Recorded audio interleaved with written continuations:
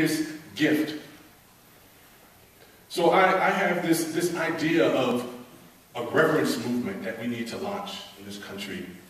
A movement that sees the human life as sacred. And I see reverence as this quality of attention that we give to someone or something. And James, you said it, you know, that it's the quality of attention that we give to something. It's how we listen that actually can shift a person's life. It's not always what we say. Sometimes it's what we allow ourselves to hear. Because sometimes, you know, we're in the circle of folks or friends and they're constantly telling us about this shadow that they consistently see showing up. And we never look at it. The gift is in it. And we have to be willing to stop and look at it. So the challenge that I like to leave with you is that we have to find a way to expose the deep secrets in the personal life. Because that's where the leakage is coming out of. The things that you feel most ashamed of, the things that you feel guilty of, the things that cause you to not sleep at night, you have to find a way to expose the secret in your life. And tell it to someone. Be witnessed.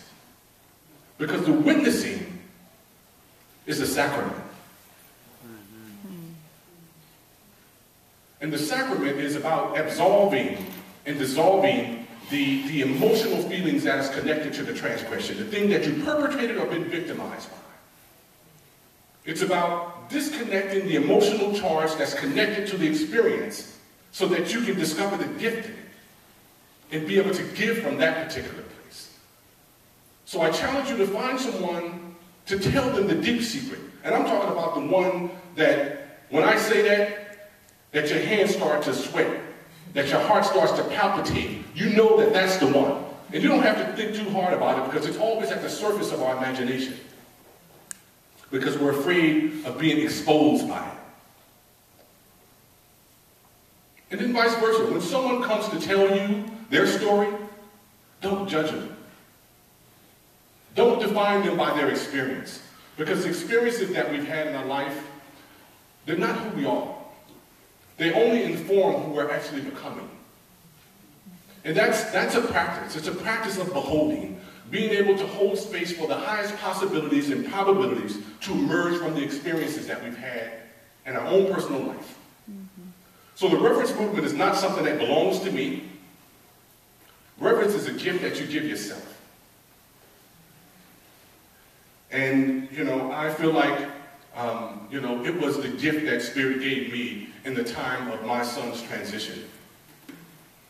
That one of the first things that came to mind, and, you know, it was inspired by my mentor and good friend, Orland Bishop, was, what's the gift in this tragedy? And I held that thought from my house to the murder scene, from the murder scene to the hospital where I was told that my son didn't make it. And over the next couple of weeks, the gifts began to arise. A week later, we discovered that his girlfriend at the time was pregnant with his child. And I now have a beautiful granddaughter, Heavenly Sherrills, who is now 7 years old at the end of this month. It's been 7 years, man, and it's like yesterday. It'll be 7 years at the end of this month. And then a year later, I had another young lady to give me a call and tell me that she was 8 months pregnant during Sherrills when Sherrill was murdered. And that they had a falling out about her having the baby. And that because of experiences that happened to her in her own household, she felt like she couldn't keep this thing a secret anymore and called me up on the phone and invited me out to dinner and told me that she had a son. The gift that keeps on giving is love.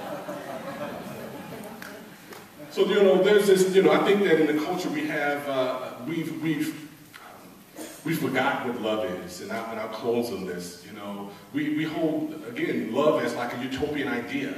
You know, love is an art form, and any art form has to be practiced in order to be perfected. So, you know, love has to be practiced in order to keep it sustainable.